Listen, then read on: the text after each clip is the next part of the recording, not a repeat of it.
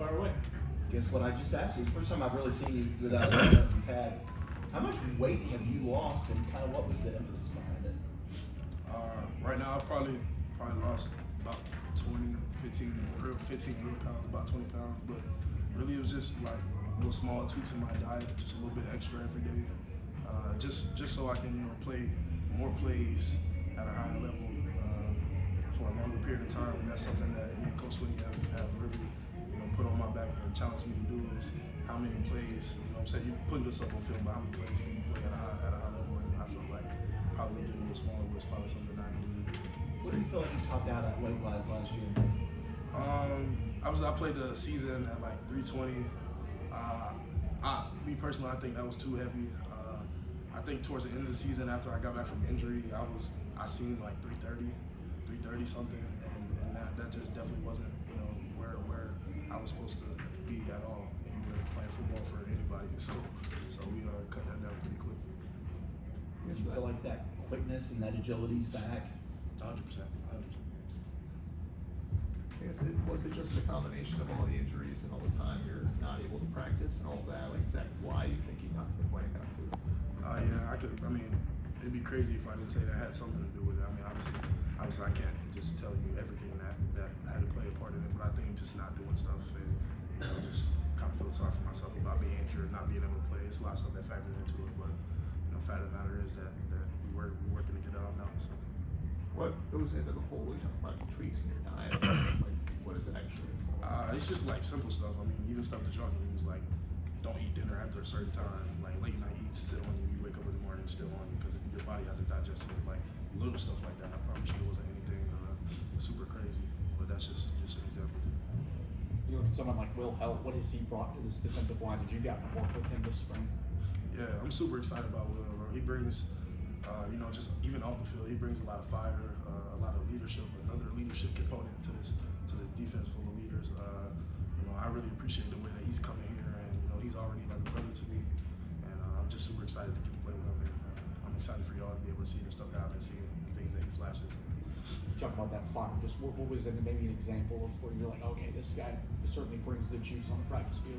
Yeah, even off the practice field, I can remember like the first time I did a mat drill with him, and I think it was probably maybe I was probably getting in a freshman or something like that, and here he comes right beside me, guy first day on campus, and he yelling right beside me, just setting the tone. But it's not even the verbal piece; it's the fact that day in and day out, practice, mat drills, workouts, he's always actively being an example. How is it with Coach Allen? What's different? What do you like? Those kind of things. I love Coach Allen. I tell everybody who asks me, I run through a wall for that man. He just brings so much energy to the defense.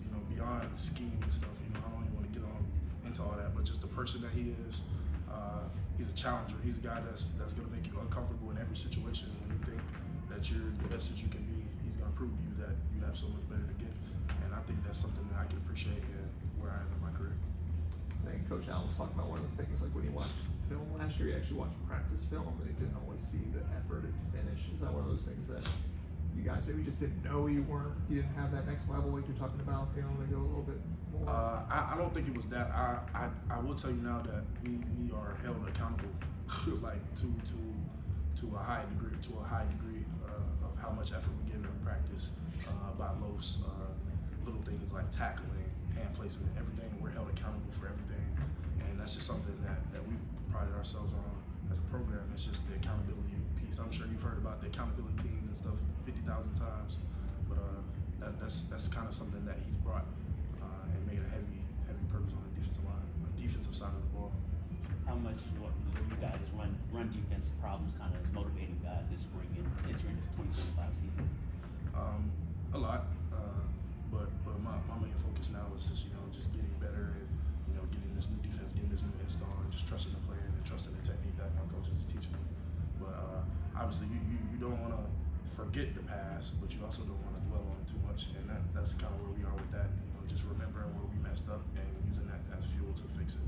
That's about it. For you, you talking about you want to grow as a player. You played at defensive end or something last season, I guess. Were you looking back, were you kind of comfortable playing there, or do you prefer playing at DT?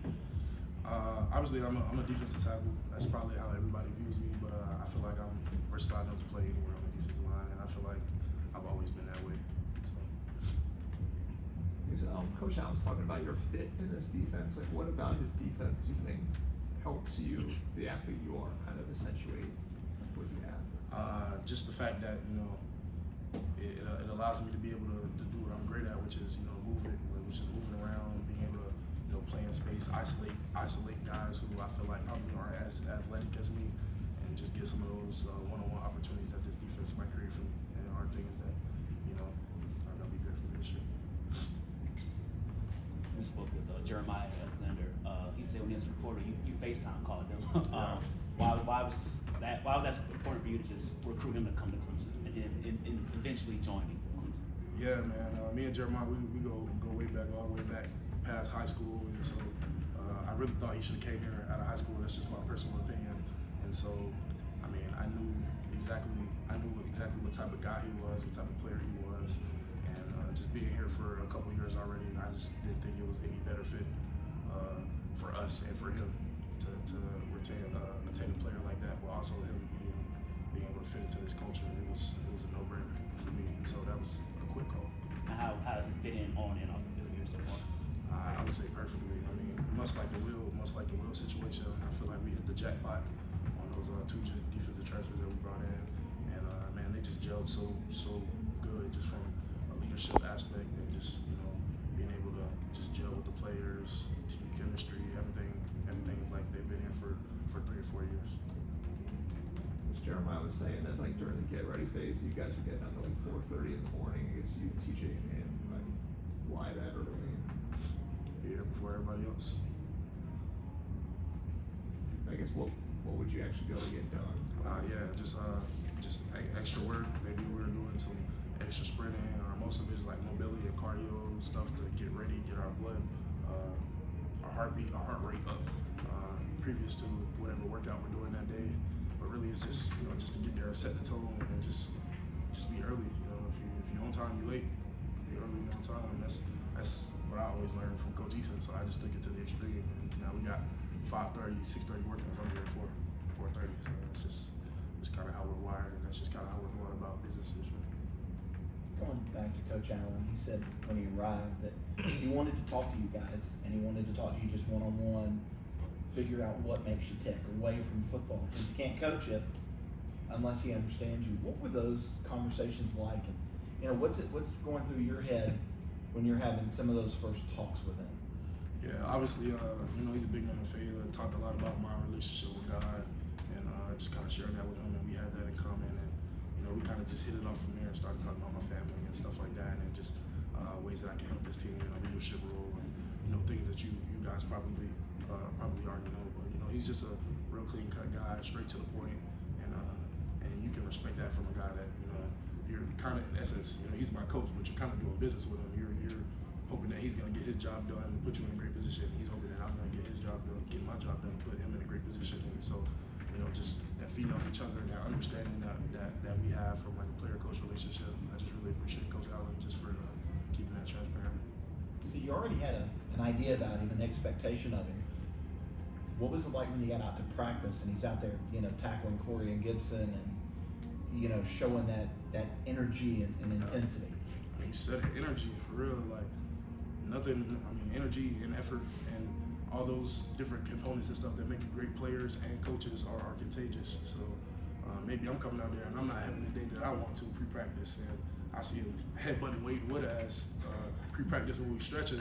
Like, I'm immediately gonna wake up and be like, okay, let's go. Like, we got work to do. Like, it's time to go. Coach Allen got that energy, and I need to.